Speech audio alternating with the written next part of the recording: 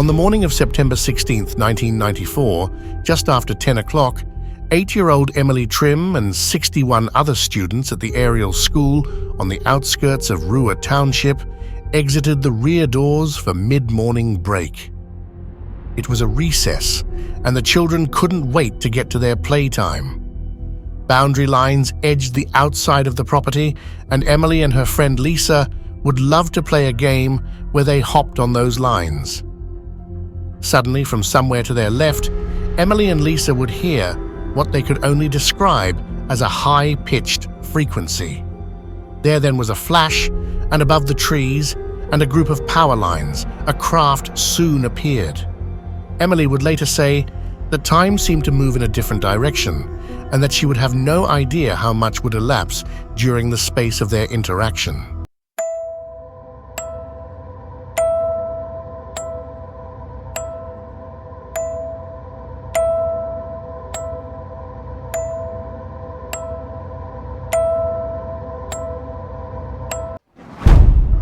Ruwa, Zimbabwe, is a small agriculture area located 14 miles south, east of the capital, Harare. In 1994, it wasn't a town, but only a local place name, little more than a crossroads in an agricultural region. At the time, the prestigious Ariel school was pretty expensive and private. Most of the pupils attending were from wealthy families which were well respected in the area. Emily Trim was one of these students and was born in Canada, but had moved to Africa with her mother, father, brother, and sister. The family had first lived in Zaire, where her parents were missionaries for the Salvation Army, until deciding to take residence in Zimbabwe. Emily loved the school that she and her brother both attended. She loved the experience of living there and was thankful for it until, of course, the morning of September 16th. On that morning, as Emily and Lisa played, jumping over those boundary lines they loved, a high-pitched, piercing sound grabbed their attention. They looked towards the trees, and just above the power lines, they could see a silver, disc-shaped object hovering with several different colored lights blinking from its core. It was unidentifiable to the girls. They had never seen or heard of anything like what they were witnessing. Other children in different areas of the playground watched in awe as the craft descended and then landed amongst the trees. Many children ran, mostly the younger ones, but there were dozens who had stayed and were witnesses to the events that would take place next, and little Emily was among them. On September 14th, just 2 days prior to the happenings at Ariel School, there were a number of UAP sightings across the southern region of Africa. Many people had reported a bright fireball that had streaked across the night sky. There were some who believed the fireball to be a comet or meteor. Later, skeptics would believe the occurrence to be the cause of a UFO mania in the area. They would state the re-entry of a Zenit 2 rocket that had launched from Baikonur Cosmodrome, Kazakhstan aka Tyuratam Missile and Space Center was the subject of the sightings, and the children of Ariel were influenced by it. With a little research, this can easily be found to not be the case.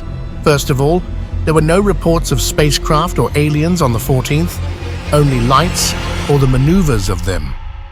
This was only a theory that was supposed in later evaluations and over time has become the narrative. In reality, what was seen has not to this day been positively identified, and what has been proven as fact is the Zenit rocket is a 2-stage launch to LEO, low Earth orbit. According to the Land Launch User's Manual, when the countdown has reached 0, the first stage engine would have ignited, and about 3.9 seconds later, liftoff would have been initiated. 10 seconds after T-0, Zenit would have begun to roll to correct the flight azimuth, and a second after that, it would pitch over to attain the necessary altitude for ascent.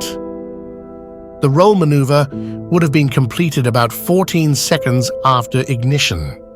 Approximately a minute into the flight, the vehicle would have passed through the area of maximum dynamic pressure. 53 seconds later, it would reach peak axial acceleration, at which point the engine would have throttled down to half its rated thrust for 19 seconds. 2 minutes and 25 seconds after launch, the engine on the second stage of the Zenit rocket would have ignited. 2 seconds later, the first stage would have burnt out, and separation would have occurred 2 seconds after that. Ignition of the engine on the second stage would have come 6 seconds after staging. This is all pretty technical stuff, but to understand the holes in the theory, we must first understand the facts. One being, separation of the payload fairing would have occurred when the atmospheric density outside the vehicle was sufficiently thin so as not to cause damage to the spacecraft. This typically occurs about 5 seconds short of 5 minutes into the flight. The second stage would burn according to payload and target orbit. Once the second stage main engine shuts down, the vernier may continue to burn for some time. Once they were shut down, the solid rocket motors would fire to increase the separation distance between the spent second stage and the payload. Thus, approximately 6 minutes into the flight, both the first and second stage sections of the Zenit 2 would have been released and heading back for re-entry. How is this relevant? The Zenit 2, which many skeptics believe to be the cause of the Ariel phenomena, was launched on Friday, August 26th of 1994. A full 19 days before the flashes of light were seen on September 14th by the people of Zimbabwe and other areas of southern Africa. As the day of September 16, 1994 began, none of the children could possibly have had any idea of the unbelievable sequence of events that would soon take place. During mid-morning break, as Emily and Lisa would see the silver disc-shaped object approach, they watched it land nearby in a small grove of trees. Emily described small beings which had exited the craft and began hopping along beside them. To her, they seemed to be curious, their eyes wandering. As they moved, they weren't actually touching the ground. They seemed to just slightly skim above it, and they had almost seemed to be mimicking the girls' movements. Quickly, the beings were in front of them and about an arm's length away. The girls soon felt frozen and then suddenly startled, and that's when they received some type of a telepathic image. As Emily would later describe, they were going across her face, a sort of communication through the eyes. To her, it was image after image after image. She would say they were describing to her the misuse of technology humanity was engaged in. Some of the other children would speak of communications about the environment and how humanity was mistreating it.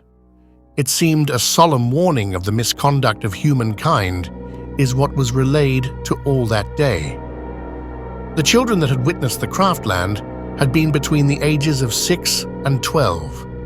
When the craft descended and then touched down, the children had looked on in awe.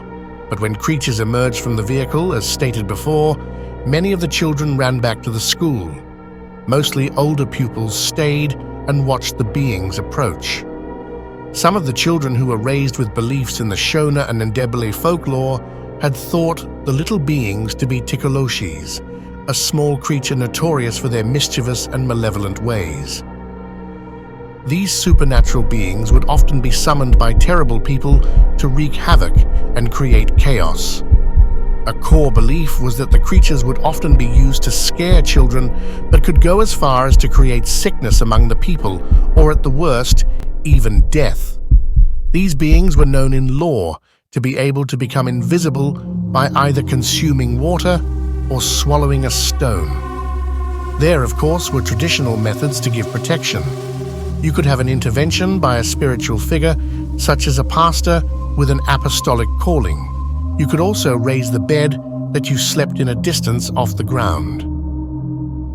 These tikoloshe were often referenced satirically to critique the influence of superstitions on behavior and society. The children had returned to class and explained to their teachers what they had witnessed but were not believed, and surprisingly, only ignored.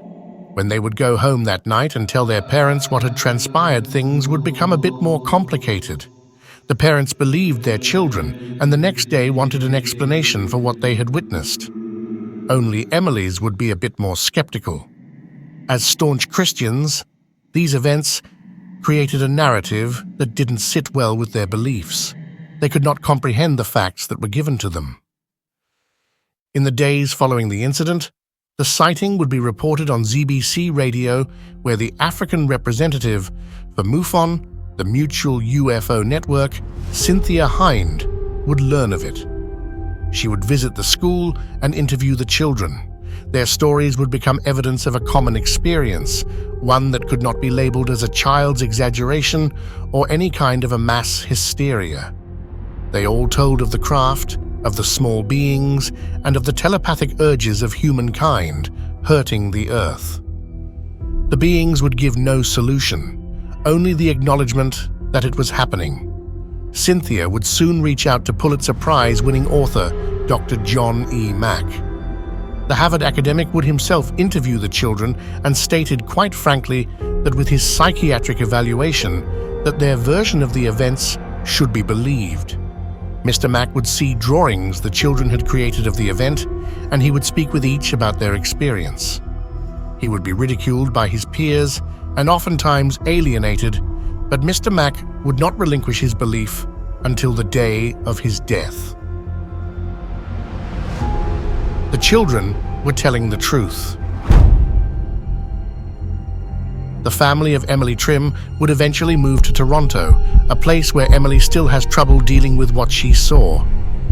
After a marriage that failed, Emily is back with her parents, and using her skills as an artist, she is depicting her experience and her feelings about it, the only way she truly knows how, on canvas.